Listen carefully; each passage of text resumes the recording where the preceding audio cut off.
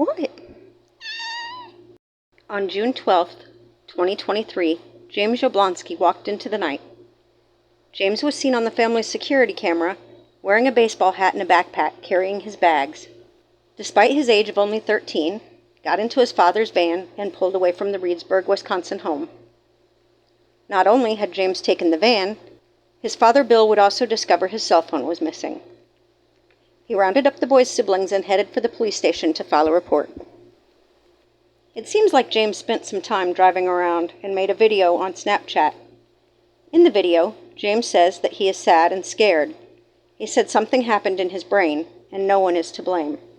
He was believed to have stopped by a business owned by Bill in the Dells a couple of times before he abandoned the vehicle near Devil's Lake State Park.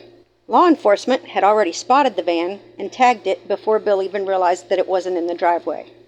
What James was doing at the business remains unclear. Bill said there was a handgun missing from the golf cart shop, but he couldn't be sure how or when it was taken.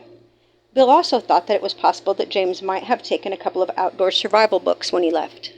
Police circled back to the van and tried pinging Bill's phone to zero in on James's location without success. About 100 yards from the van, up a steep hill, it appeared that James had set up a campsite, but there was no sign of the young man. Law enforcement with canines and drones from all over Wisconsin assisted Sauk County with the search. They failed to uncover any additional information about what happened to James, and after what was described as a few minor injuries incurred by searchers, law enforcement decided it was too dangerous and called off the search. Bill started a GoFundMe to establish a reward and plead for James's return, but over a year later, there's still no signs of him. Devil's Lake Park is close to 30,000 acres, covering some pretty rugged terrain. The park boasts 29 miles of hiking trails of varying difficulty through what was once sacred land to the Ho-Chunga tribe. What happened to James Yoblankski isn't the only mystery in the area. In October 2020, John Smutzer was stabbed to death on the South Shore Trail in what was believed to be random act of violence. Witnesses claimed to have seen a man running on the trails, but the perpetrator remains unknown.